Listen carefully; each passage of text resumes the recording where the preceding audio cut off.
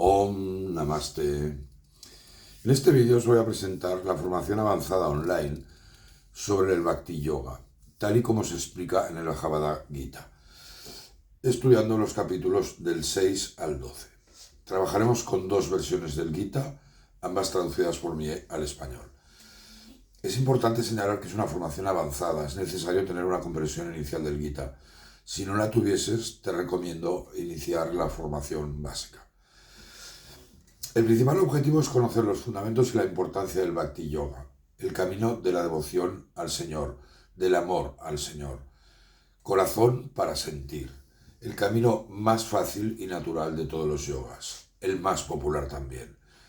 El Bhakti Yogi no solo ama al Señor, sino también a toda su creación. Para seguir el Bhakti Yoga es necesario que previamente hayamos purificado nuestra mente con el Karma Yoga. En palabras de Swami Vivekananda, os leo, el Bhakti Yoga es la ciencia del amor supremo, es una búsqueda real y genuina del Señor, una búsqueda que comienza, continúa y termina en el amor.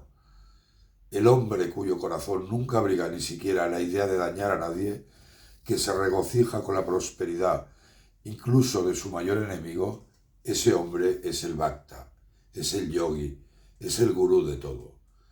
El Bhakti Yogi, o la adoración, o el amor, de una forma u otra, es la forma más fácil, placentera y natural del hombre. El objeto del Bhakti es Dios. Swami Vivekananda preguntó a Ramakrishna si había visto a Dios. Su respuesta fue: sí, veo a Dios como te veo a ti aquí, solo que de manera mucho más intensa. Se puede conocer a Dios, se puede ver a Dios y hablar con Él como te estoy viendo y hablando contigo. Pero, ¿a quién le importa? La gente derrama torrentes de lágrimas por esposas, hijos, riquezas o prosperidad, pero ¿quién derrama lágrimas por Dios? Dios se manifiesta con toda seguridad a todo aquel que llora por Él. En los capítulos 7 al 12 del Gita, Krishna le explicó a Arjuna los secretos del camino de la devoción al Señor, el camino del amor. Pero antes le tenía que enseñar sus manifestaciones divinas, su forma universal, el conocimiento de Brahma, para que Arjuna entendiese que todo es uno y así poder amar a toda la creación. Quería compartir con vosotros la siguiente reflexión de Sri Ramakrishna Paramahansa que creo que es preciosa. Y decía: cuando llega un enorme maremoto, todos los riachuelos y zanjas se llenan hasta el borde sin ningún esfuerzo o conciencia por su parte. Así, cuando llega una encarnación, un maremoto de espiritualidad rompe sobre el mundo y la gente siente la espiritualidad casi en el aire. Comparto también con vosotros, para aproximarnos al Bhakti, una reflexión de Swami Vidyaprakashananda, que es el autor de una de las versiones de Gita que trabajamos en esta formación. Y os leo: el amor y el sentimiento de bondad hacia todas las criaturas es la virtud básica de un Bhakta Yogi. El objetivo final del Bhakti y del Jnana, el conocimiento, es el mismo. Cualquiera que sea el método de adoración, si se practica con fe y devoción, el hombre alcanza Paramatman. Que los buscadores no se apresuren a alcanzar lo inmanifestado, ni siquiera al principio. Esto es una referencia a los Jnani Yogis. Que traten de superar el egoísmo apegado al cuerpo mediante la adoración de Ishvara y obtengan el dominio completo de sus sentidos a través de la ejecución sin deseos de todas las buenas acciones. El curso tiene una duración de 3 meses y se compone de 9 asignaturas. Primero hay una breve introducción al Bhakti para situarnos.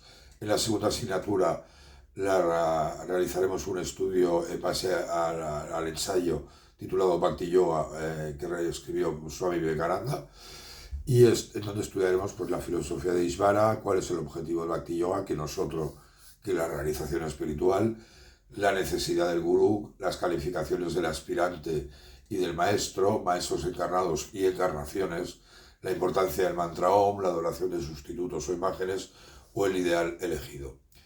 Este ensayo de Vivekananda es fundamental para abordar el estudio de los siguientes capítulos del Bhakti Yoga. En la tercera unidad nos centraremos en estudiar el capítulo 7 del Gita, el yoga del conocimiento de la realización de Brahman.